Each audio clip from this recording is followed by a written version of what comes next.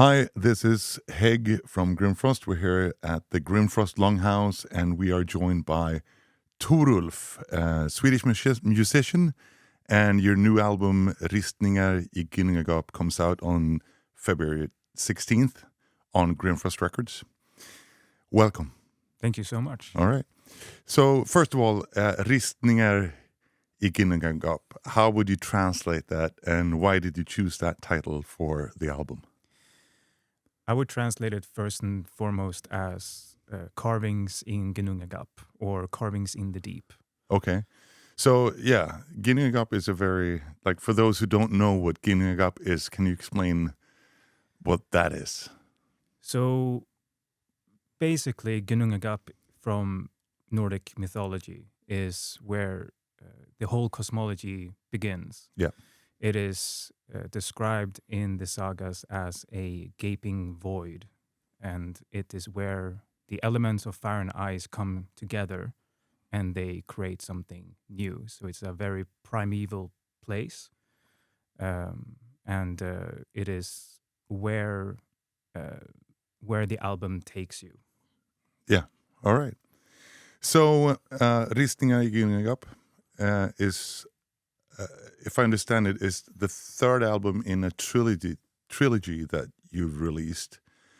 What is the trilogy? What's the concept of the trilogy? Can you explain that? So it is the second album of. Oh, okay. Sorry. No, it's okay. I released an EP as well. Okay. Just before this. The intention of making these albums, they're basically concept albums. So I intend to create a story from the first album into the second one and then into the third. Okay. So what I intend to do is that I try to convey a story that will bring the listener from album number 1 into number 2 and so on. It's a continuing concept. Yes. So where does Ristningar I Ginnungagap fit into the rest of the concept? With my first album, Vestad, I drew on real-life experiences of me moving to Scotland. So Vestad in English would be to travel west or westwardly. And the main inspiration of that album was my journey westward. Yeah. And so that album was it was a story about moving somewhere physically or in the physical space. Yeah. And so the second album is very much like that, but in the metaphysical space. So instead of going from point A to point B or moving from nation to nation, it's a journey that will take you within. Okay. And it's a story about overcoming challenges and in a journey of self-knowing. Okay. So hence carvings in the deep, in a sense, right? Yes, exactly. Yeah. So the deep or Ginnungagap henceforth is it's sort of a representation of the subconscious. Yeah, exactly. Because I was actually kind of interested in that, and it's actually a question I have that I had for later. But since you brought it up, I wanted to, since you got into the whole topic, I wanted to ask you this now, because you've called your music manifestations of your own outer journeys and inner experiences. And I was wondering if you could elaborate on that a little bit, how that manifests in the music, those elements of your creativity.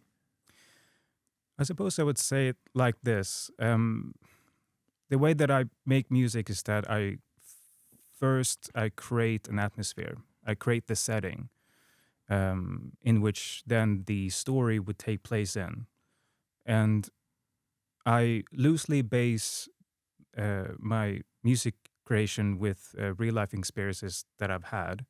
And then I somewhat draw inspirations from our ancient past in Sweden, the Viking Age, and older. And so I create a setting in which it's it's a Viking Age setting, but it's also a personal story. Yeah. I think that kind of explains it. I think it's a good explanation. Okay. But do you have anything else you would like to add to that, or? Not at this moment. Well, we can get back to that question if you come up with something else. Sounds good.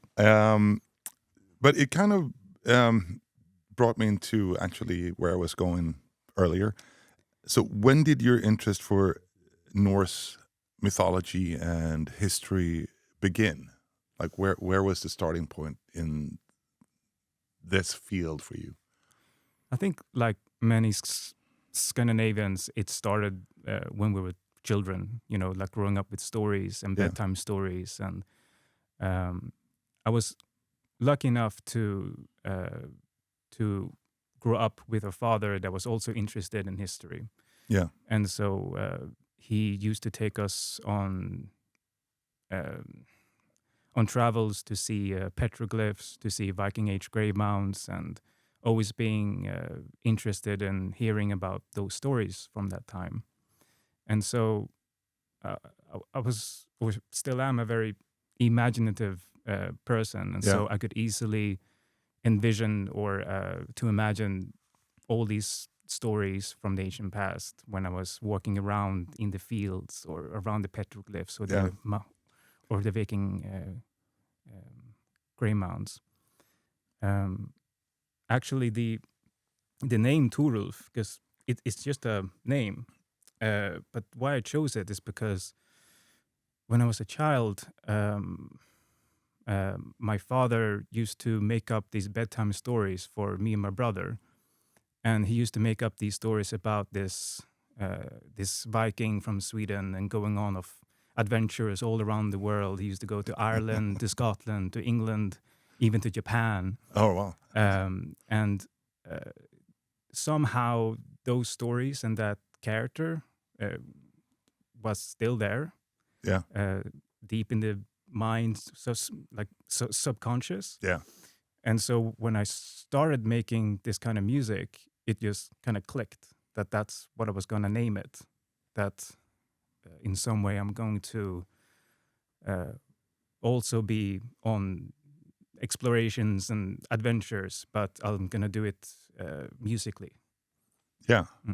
And that actually kind of makes my follow-up question a bit moot, because I was going to ask you how you would say that has influenced your music, but I think you explained it really well.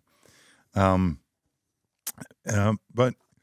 seeing as a musician, and obviously English is a language that you're comfortable with. You still write the lyrics in Swedish and Old Norse or Icelandic. Yeah. So what's the reason for this? Have you ever thought about maybe going into like English lyrics to make it a bit wider, more comprehensible for people who are not Swedish speaking? Or Absolutely. It was a conscious choice to write lyrics in Swedish because that's something that I've never done before. Okay. When I wrote music before I started Torulf was only in English because that's the language that I feel more comfortable in songwriting. So it was a personal challenge to kind of write in my own native language and try to express myself in that way, which I haven't been able to do before. So that is the reason, and of course, just a normal fascination with the Old Norse language. Yeah, of course, It it's embeds. amazing. That's it's yeah. So to answer your question, I might write in English as well, but then I'd have to think really hard about what kind of music that would be. Okay. Yeah. Because for me, songwriting or writing lyrics is second to the actual instrumentation. Some artists like to start with the lyrics. That always is the last part that I do. I start always with creating the atmosphere, creating the soundscape, Yeah. creating the drums and recording instruments. And the actual lyrics comes very, very late in the production process Okay. of the songwriting. Yeah. So But do you still have ideas what the songs will be about when you create them, or is it just something that comes I naturally? do, I do actually, but I like not to have a too rigid of a songwriting mindset. Yeah. I really like when things come organically. Hmm. That's when I thrive. Is that when I go into that flow state and I can just create this soundscape, and then just things just follow. The drums come in, and the instruments and the synthesizers and the strings. I like when a song kind of just builds itself up. Yeah. So, like, how would you describe your music then to someone who hasn't heard it before? It's a tough question to ask an artist. I know. I've had it many times myself. I can imagine. I suppose I answer this question a bit differently every time. Yeah. I suppose I would answer it like experimental Nordic ambient folk. Okay. Yeah. I get that. Because it's not really conventional music in that sense. Yeah. I make very long songs. For my album Ristningar in Ginnungagap, the shortest song is 5 minutes. Yeah. And the longest is just over 9. Yeah. So in that sense, I don't really write conventional songs, and so I see that as experimental songs. They're also very conceptual, and they also have a narrative. Yeah. So they have a lot of things and a lot of components, a lot of elements, a lot of words that I can use to describe it. One term that I like to use is Nordic tribal, but it doesn't really encapsulate everything. Yeah. To me, I think that I really like the album, by the way. Thank you. And I think one thing that relates to what you said before is the inner landscape, because the music on Ristningar i Ginnungagap is very dreamlike in a way. Mm. It's like you can just listen to it and flow with the music. Mm. And I really enjoy that. But for me, tribal music would be more rhythmic music, and that's not exactly what it is. At least not this album, I would say. But that's my interpretation of it, I guess. Oh, sure. Yeah. I didn't really think it through that deeply when I describe it as Nordic tribal. Yeah. Nordic because, I'm Nordic. Yeah. And the tribal, I suppose it's a way to...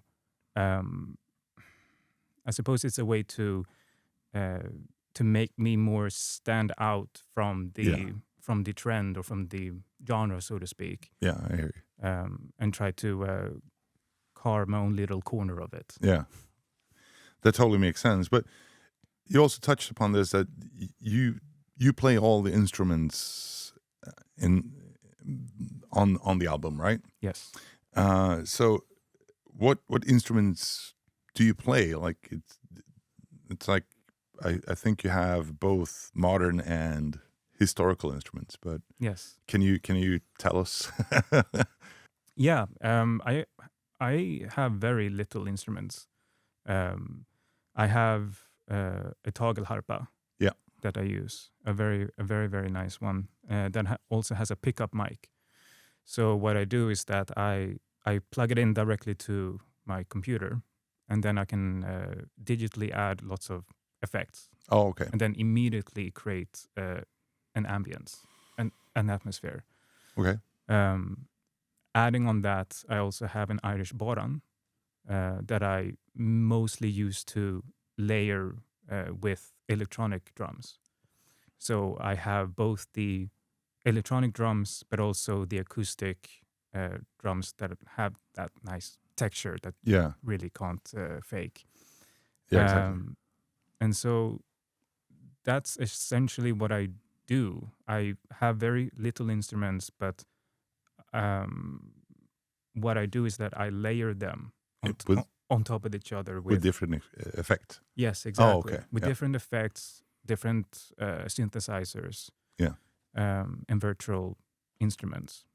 And I'd like to experiment a lot when I make music. I like to test a lot of things to see what feels good, if this conveys the right atmosphere. Um, and when I do, that's usually when I come in with the drums and layer that as well. I kind of like the mix of a techno kick and a, Okay. and a techno kick with an Irish bodhrán. Oh, okay. That's a personal favorite of mine. All right. Yeah.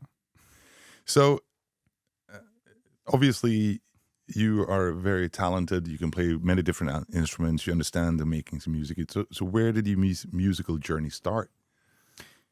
Well, I started playing guitar, I guess, when I was 9 or 10 or something. But it was kind of like on and off.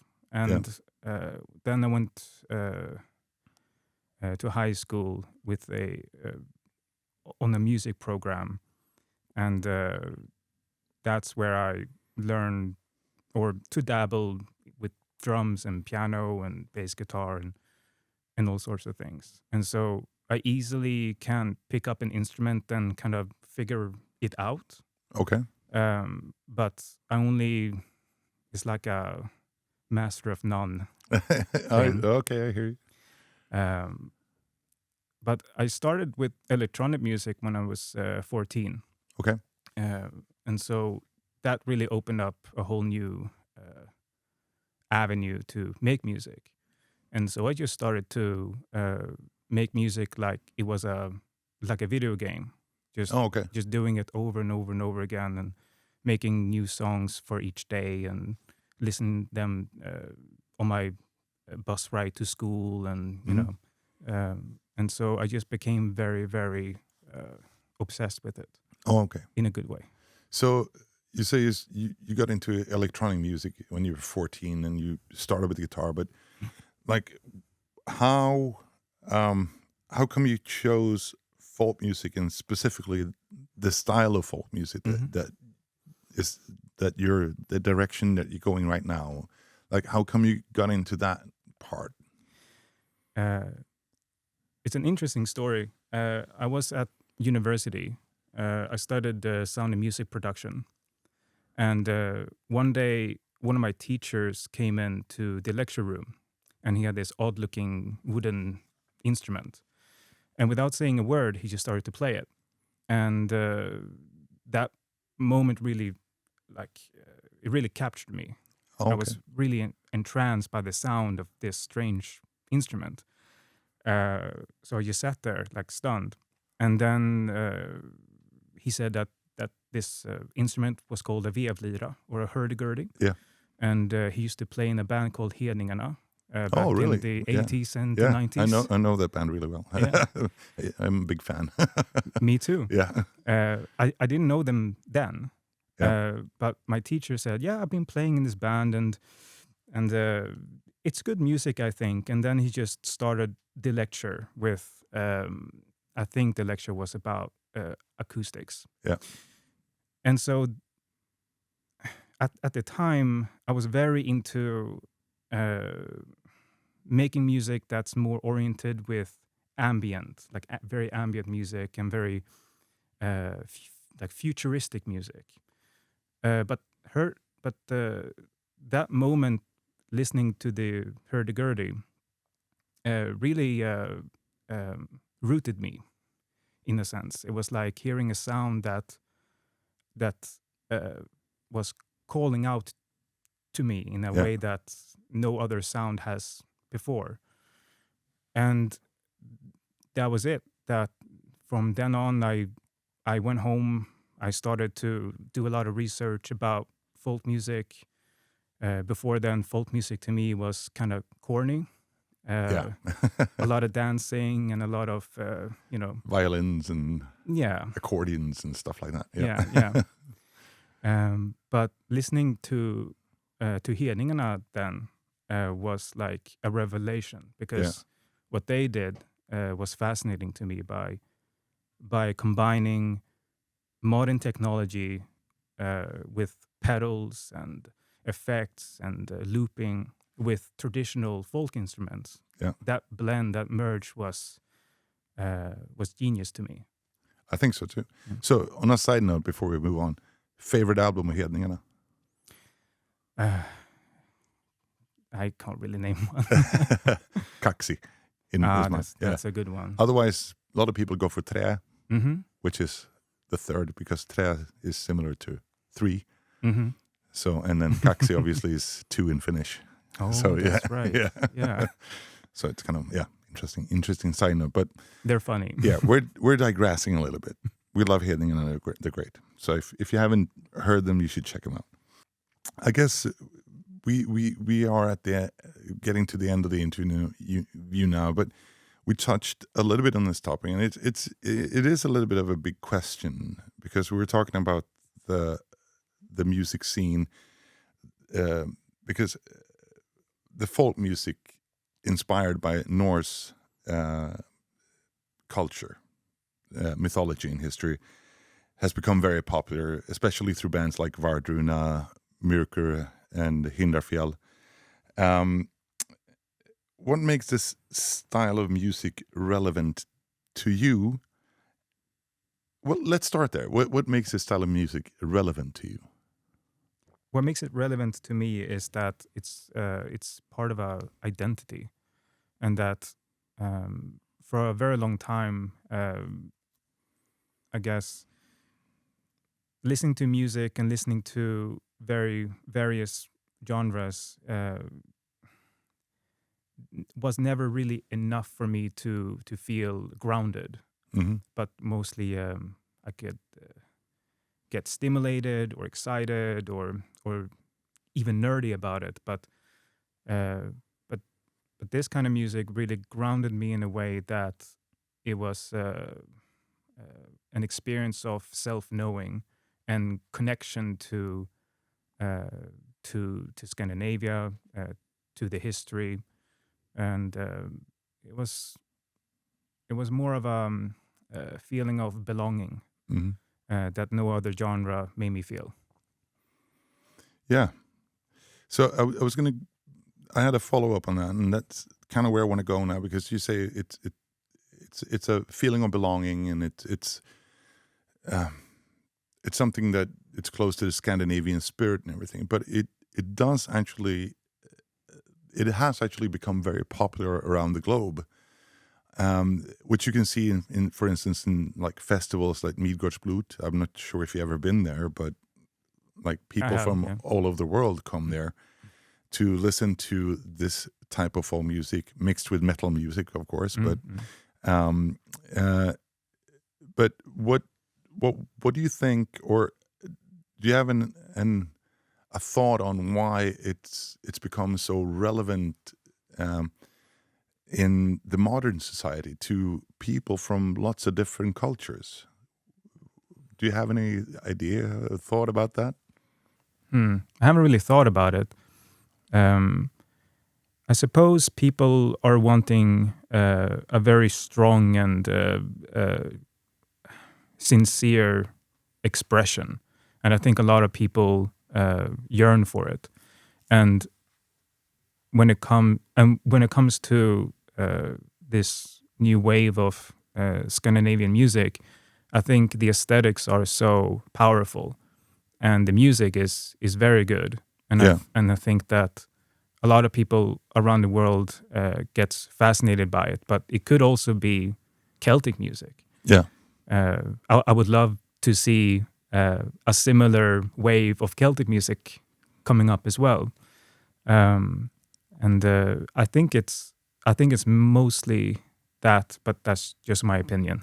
Well, in my opinion, I think Celtic music and this type of Scandinavian folk music has a lot of similarities. even though they may not sound exactly the same, there is a lot of stuff that is similar within the music, I would say, especially rhythm-wise. Yeah.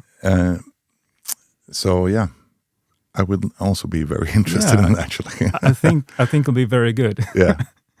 All right, thank you so much. It was great to have you here and talk about your new album, Ristningar I Ginnungagap, that comes out on February 16th. So to everyone out there watching this, check the album out. It's available on all the digital platforms, on Bandcamp, and it is also available on CD through www.grimfrost.com.